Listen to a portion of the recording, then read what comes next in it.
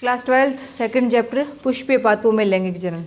Previous class में हमने देखा लघु युग्मक जनन से हमने नर युग्मकोद्भिद का विकास या परिवर्धन देखा और गुरु बीजाणु जनन द्वारा हमने मादा युग्मकोद्भिद या हम इसे कहेंगे भ्रूण कोश का परिवर्धन देखा। आज हमारा नेक्स्ट टॉपिक है परागण। परागण से अभिप्राय कि पुष्प के पुमंग भाग में पुंकेसर में किसका निर्माण होता है? पराग कणों का। पराग कणों का पुष्प के पुंकेसर भाग से वर्तिकाग्र तक पहुंचने की प्रोसेस क्या कहलाती है? परागण। ये हमारे पास है जायांग भाग जिसकी ऊपरी भाग वर्तिकाग्र दिखाई दे रहा है और ये हमारे पास क्या है? पराग कण। तो पराग कणों का वर्तिकाग्र तक पहुंचने की प्रक्रिया क्या कहलाती है? परागण। परागण है ये दो प्रकार का हो सकता है, स्व परागण और पर परागण। स्व परागण से अभिप्राय है, नाम से पता चल रहा है, स्व यानी अपने, यानी एक ही पादप के पुष्प के पराग कणों का या उसी पुष्प के पराग कणों का उसी पुष्प की वर्तिकाग्र पर पहुंचना क्या कहलाएगा? स्व परागण। स्व परागण से अभिप्राय है एक ही पादप के पुष्प के पराग कणों का उसी पुष्प की वर्तिकाग्र तक पहुंचना क्या कहलाता है? स्व परागण। स्व परागण है ये आगे दो प्रकार से हो सकता है। एक तो होता है स्व युग्मन, एक होता है सहजात पुष्पी। स्व युग्मन का मतलब कि एक ही पुष्प है, उसी के परागकण उसी पुष्प की वर्तिकाग्र पर अगर पहुंचते हैं तो ये क्या कहलाएगा? स्व युग्मन। सहजात पुष्पी से अभिप्राय है कि पुष्प के परागकणों का उसी पौधे के दूसरे पुष्प के वर्तिकाग्र तक पहुंचता है तो यह क्या कहलाएगा? सहजात पुष्पी परागण। तो यह स्व परागण है, दो प्रकार से हमने देखा। नेक्स्ट है कि स्व परागण के लिए क्या अनुकूलताएं हैं, किस प्रकार यह होता है, यानी क्या अडेप्टेशन है, अनुकूलताएं हैं। सबसे पहली बात है, जब हम स्व परागण पढ़ रहे हैं तो हमारे पास पुष्प क्या होना चाहिए? द्विलिंगी या उभयलिंगी, अर्थात पुंकेसर और स्त्रीकेसर भाग दोनों एक ही पुष्प में प्रेजेंट होने चाहिए। यह क्या कहलाता है? उभयलिंगिता या द्विलिंगी। सेकंड है समकालपक्वता। समकालपक्वता से अभिप्राय है, हमने देखा कि पुष्प हमारा उभयलिंगी है, लेकिन यदि इसमें पुंकेसर भाग का परिवर्धन वर्तिकाग्र से पहले या बाद में हो या वर्तिकाग्र का विकास या परिवर्धन परागकण के अंकुरण से या तो पहले हो जाए या बाद में, यानी एक समय पर दोनों का परिवर्धन या विकास न हो, उस कंडीशन में स्वपरागण नहीं हो सकता। तो यहाँ समकालपक्वता से अभिप्राय है कि पुष्प में पराग कणों का या पुंकेसर भाग का और स्त्रीकेसर भाग का परिवर्धन एक साथ एक ही समय पर होना चाहिए, जैसे कि मिराबिलिस जलापा। अनुन्मील्यता से अभिप्राय है, कुछ पौधों में पुष्प क्या सदैव बंद रहते हैं। इन पुष्पों में गंध, रंग आदि का कोई आकर्षण नहीं होता और अनुन्मील्य पुष्पों में हमेशा स्वपरागण होता है। तो ये हमारे पास स्वपरागण या परागण का फर्स्ट टाइप कंप्लीट होता है, जिसमें हमने टाइप देखे और अनुकूलताएं देखे। लाभ क्या होगा? स्वपरागण होगा तो वही लक्षण लगातार पौधों में बने रहेंगे, कोई भी नया लक्षण उत्पन्न नहीं होगा। सेकंड है हमारे पास पर परागण। पर परागण एलोगेमी या जीनोगेमी, तीन टर्म है इसकी।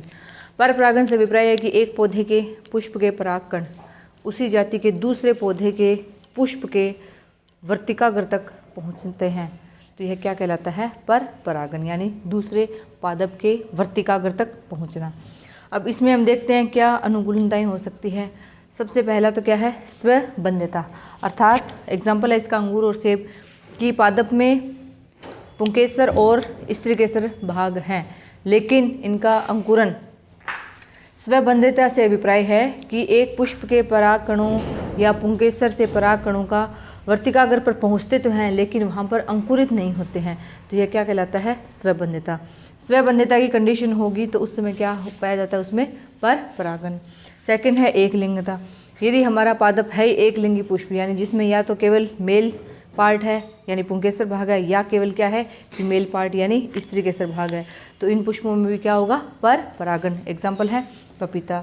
थर्ड है भिन्न कालपक्वता, जिसमें दो कंडीशन होती है। एक तो होता है पुंपूर्वता, जैसे कि साल्विया। इससे क्या मतलब है कि साल्विया पादप में पुंकेसर और स्त्रीकेसर भाग दोनों एक ही पुष्प में पाए तो जाते हैं, लेकिन पुंकेसर भाग का विकास या परागकणों का अंकुरण वर्तिकाग्र के परिवर्धन से पहले हो जाता है। तो यह कंडीशन क्या कहलाती है? पुंपूर्वता। या हो सकता है स्त्री पूर्वता। स्त्री पूर्वता पाई जाती है बैंगन और मक्का आदि के कुल में। इनमें क्या होता है कि पुंकेसर भाग का परिवर्धन स्त्रीकेसर भाग से बाद में होता है। तो इस तरह की कंडीशन में यहाँ स्वपरागण नहीं हो सकता, इसीलिए इन पुष्पों में कौन सी घटना होती है? पर परागण की। नेक्स्ट है विषमवर्तिकात्व। इसका क्या मतलब है कि हमने पुष्प की संरचना देखी थी कि द्विलिंगी पुष्प है, उसमें वर्तिकाग्र भाग और पुंकेसर भाग एक साथ पाए जाते हैं। यदि ऐसी कोई कंडीशन हो जिसमें वर्तिका की लंबाई अधिक हो और पुंकेसर भाग की लंबाई कम हो, या पुंकेसर भाग की लंबाई अधिक हो और वर्तिकाग्र की लंबाई क्या हो? कम, तो इस कंडीशन को हम क्या कहते हैं? विषमवर्तिकात्व। और इस कंडीशन में पुष्प में स्वपरागण नहीं हो सकता, तो कौन सा परागण करवाया जाता है? पर परागण। तो ये हमारे पास छोटा सा टॉपिक परागण हमने देखा, और साथ साथ इसमें क्या अनुकूलताएं हैं यह भी देखिए। यहाँ से ये डेफिनेशन है, जैसे भिन्न कालपक्वता की डेफिनेशन परिभाषा आपसे पूछी जा सकती है, इसके टाइप क्या हैं, या जैसे यहाँ से समकालपक्वता क्या है, समकालपक्वता और भिन्न कालपक्वता में अंतर क्या है, और अनुन्मील्यता क्या होती है। नेक्स्ट हमारा टॉपिक है निषेचन। निषेचन से अभिप्राय है नर युग्मक और मादा युग्मक का संलयन।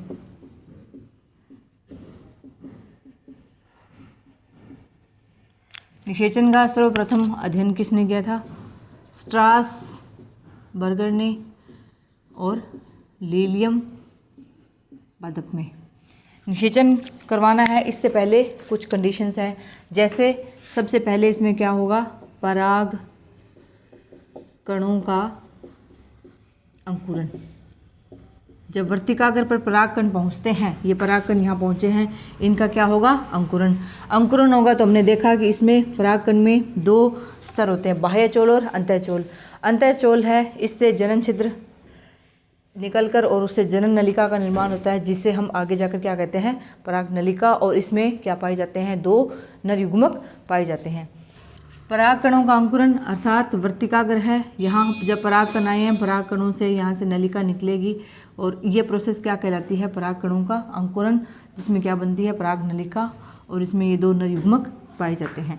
अब अधिकांश पादपों में एक नलिकीय परागकण का अंकुरण होता है, एक ही नलिका निकलती है, लेकिन कुछ पादपों में एक से अधिक भी पराग नलिकाएं बनती है, जैसे कि कुकुरबिटेसी। नेक्स्ट है कि पराग नलिका का अंकुरण हो गया, अब ये हमारा जो भ्रूण कोश है उसमें इसका प्रवेश किस प्रकार होगा? यानी पराग नलिका का भ्रूण कोश में प्रवेश। हमारे पास तीन भाग हैं। एक भाग होता है हमारे पास यहाँ बीजांड द्वारीय भाग। ये कौन सा भाग होता है? बीजांड द्वारीय भाग। यह होता है हमारे पास निभाग, और यहाँ पाए जाते हैं ये अध्ययावरण। भ्रूणकोश की संरचना में देखे थे हमने। तो जहाँ बीजांड द्वारीय भाग है वहाँ तीन प्रकार की कोशिकाएं होती है। कौन कौन सी होती है? एक तो होती है इनमें एग सेल, और दो इसके पास क्या पाई जाती हैं? सहायक कोशिकाएं। किस तरफ होती है ये? बीजांड द्वार की तरफ। तो पराग नलिका का बीजांड में प्रवेश या भ्रूणकोश में प्रवेश, सबसे पहला तो है बीजांड द्वारी प्रवेश,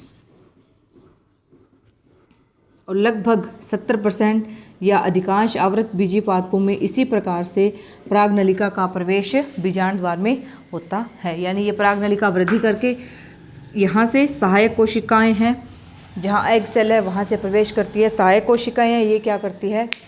पराग नलिका के प्रवेश को आसानी करती है या इसे आकर्षित करती है, जिससे पराग नलिका का प्रवेश आसानी से हो जाता है।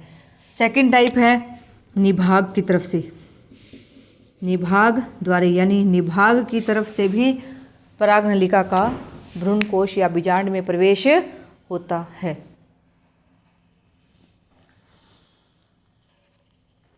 निभाग है, निभाग का एग्जाम्पल हम देखते हैं कैजुराइना।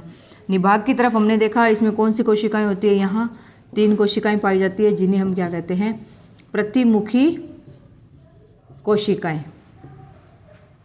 थर्ड है हमारे पास यहाँ अध्यावरणी प्रवेश।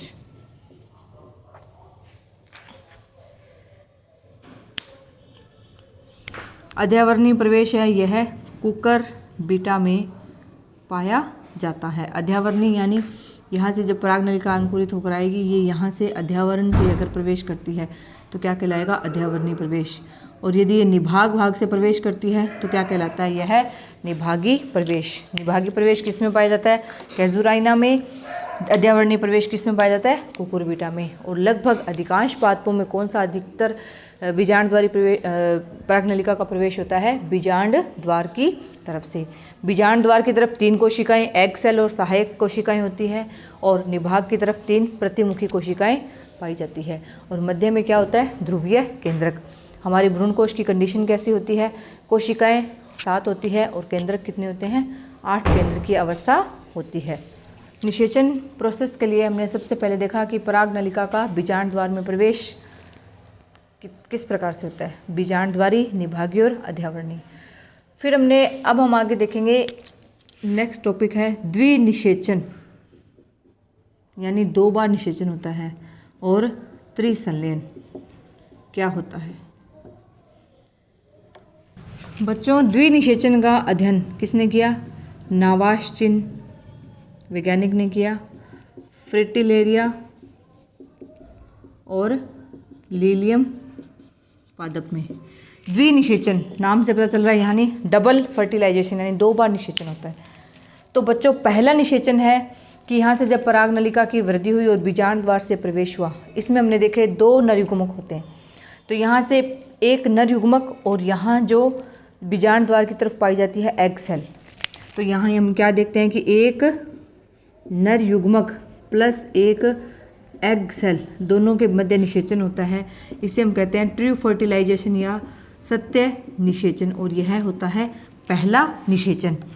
दूसरा निषेचन होता है कि हम देखते हैं यहाँ एक और नर युग्मक है, तो यह नर युग्मक प्लस ध्रुवीय केंद्रक, जो मध्य में हमने देखा है यहाँ ध्रुवीय केंद्रक, यानी इसमें केंद्रक 2 हैं और कोशिका 1 है, तो यह ध्रुवीय केंद्रक, इनके मध्य निषेचन होता है।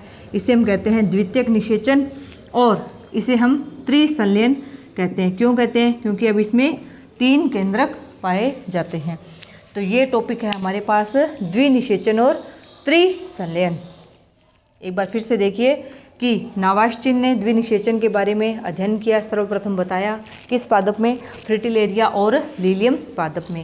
फिर उन्होंने कहा द्विनिषेचन, द्विनिषेचन से अभिप्राय होता है एक नर युग्मक और एक सेल एग सेल के निषेचन से, यानी संलयन से क्या बनता है, द्विगुणित युग्मनज। यहाँ क्या बनता है, एक द्विगुणित युग्मनज। इससे आगे क्या, भ्रूण का विकास होगा। यह क्या कहलाता है, सत्य निषेचन। इसी प्रकार एक नर युग्मक और ध्रुवीय केंद्रक का आपस में संलयन होता है, इसे हम त्रिसंलयन या इसे द्वितीयक निषेचन कहते हैं। और इससे बनता है प्राथमिक त्रिगुणित भ्रूणपोष केंद्रक। प्राथमिक त्रिगुणित भ्रूणपोष केंद्रक का निर्माण होता है। तो यह है हमारे पास द्विनिषेचन और त्रिसंलयन। अब इसका महत्व या उपयोग क्या होगा कि जो द्विगुणित युग्मनज बना, इससे तो आगे भ्रूण का विकास होगा, और जो द्वितीयक निषेचन से हमारे पास प्राथमिक त्रिगुणित भ्रूणपोष केंद्रक बनता है, यह हमारे विकसित हो रहे भ्रूण को पोषण प्रदान करने का कार्य करता है। नेक्स्ट है यहाँ त्रिगुणित प्राथमिक भ्रूणपोष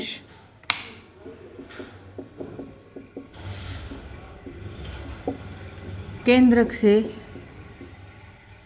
भ्रूणपोष का विकास। भ्रूणपोष का विकास यह 3 प्रकार से होगा। एक तो होता है यहाँ केंद्रकीय भ्रूणपोष, दूसरा होता है यहाँ कोशिकीय भ्रूणपोष, और तीसरा परिवर्धन होता है हिलोबियल भ्रूणपोष। केंद्रकीय से अभिप्राय है कि त्रिगुणित प्राथमिक भ्रूणपोष केंद्रक में लगातार सतत स्वतंत्र रूप से विभाजन होते रहते हैं और कोशिका भित्ति का निर्माण नहीं होता है, और सभी केंद्रक हैं वो परिधि की ओर शिफ्ट होते रहते हैं और मध्य में एक बड़ी रिक्तिका का निर्माण होता है। तो फिर से देखिए आप, केंद्रकीय भ्रूणपोष है, इससे अभिप्राय है कि हमारा जो त्रिगुणित प्राथमिक भ्रूणपोष केंद्रक है इसमें स्वतंत्र और सतत विभाजन होते हैं। हर विभाजन के बाद यहाँ कोशिका भित्ति का निर्माण नहीं होता है। ये सभी फ्री केंद्रक हैं और ये सारे परिधि की ओर शिफ्ट होते हैं, जिससे मध्य में एक बड़ी रिक्तिका का निर्माण होता है। सेकंड है कि यहाँ पहले विभाजन होने के बाद एक केंद्रक एक कोशिका बनती है, यानी हर 7 जितने भी विभाजन होंगे हर बार एक कोशिका भित्ति का निर्माण भी होता है। तो ये आप देखिए केंद्रक और साथ में यहाँ क्या है, ये कोशिका भित्ति भी बनी हुई है। तो हम क्या कहेंगे, कोशिकीय भ्रूणपोष परिवर्धन। थर्ड है हिलोबियल। हिलोबियल से अभिप्राय है कि पहले के 1 या 2 विभाजन होने के बाद कोशिका भित्ति का निर्माण होता है, यानी एक तरफ यहाँ निभाग भाग है, यहाँ देख लेते हैं कि विभाजन होने के बाद केंद्रक बना, केंद्र के बाहर कोशिका भित्ति बनी, तो यहाँ एक छोटी कोशिका का निर्माण होता है और एक तरफ क्या होती है, बड़ी कोशिका। इसमें लगातार अनवरत रूप से स्वतंत्र विभाजन होते रहते हैं और 1 या 2 बार ही केवल कोशिका भित्ति का निर्माण होता है। यह कौन सा भ्रूणपोष परिवर्तन होता है, हिलोबियल भ्रूणपोष परिवर्तन होता है। तो बच्चों आज हमने हमारी क्लास में देखा परागन क्या है, परागन के टाइप, उनमें भी अलग अलग उनमें अनुकूलताएं पाई जाती है। फिर हमने देखा कि निषेचन प्रोसेस होनी है, तो निषेचन का अध्ययन किसने किया, सबसे पहले स्ट्रासबर्गर ने बताया लीलियम पादप में।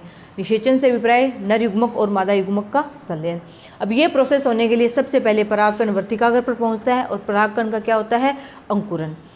परागकण का अंकुरन होने के बाद परागकण का बीजांड द्वार में प्रवेश या भ्रूण कोश में प्रवेश होता है। यह भाग तो क्या कहलाता है, भ्रूण कोश, और जो ये बनता है ये क्या होता है, भ्रूण पोष। तो यहाँ भ्रूण कोश में पराग नलिका का प्रवेश हमने 3 टाइप से देखा। फिर हमने देखा कि संलयन निषेचन डबल फर्टिलाइजेशन यानी द्विनिषेचन होता है। पहला सत्य निषेचन, एक नर युग्मक और एक एग सेल का संलयन होने से। दूसरा हमारा क्या होता है, ध्रुवीय केंद्रक जिसमें 2 केंद्रक एक कोशिका है, इसका संलयन दूसरे नर युग्मक से होता है। तो क्या बनता है, त्रिगुणित प्राथमिक भ्रूणपोष केंद्रक, और इसका मुख्य फंक्शन कार्य क्या होता है, हमारे परिवर्धित होने वाले युग्मनज या भ्रूण को पोषण प्रदान करना। फिर हमने देखा इसका विकास 3 प्रकार से होता है, केंद्रकीय, कोशिकीय और हिलोबियल। तो आज हमारी इस क्लास में हमने निषेचन और निषेचन के बाद की एक घटना को देखा है। आगे कल हम देखेंगे भ्रूण का विकास कैसे हो रहा है, बीज और बीजांड का परिवर्धन किस प्रकार होता है। Thank you.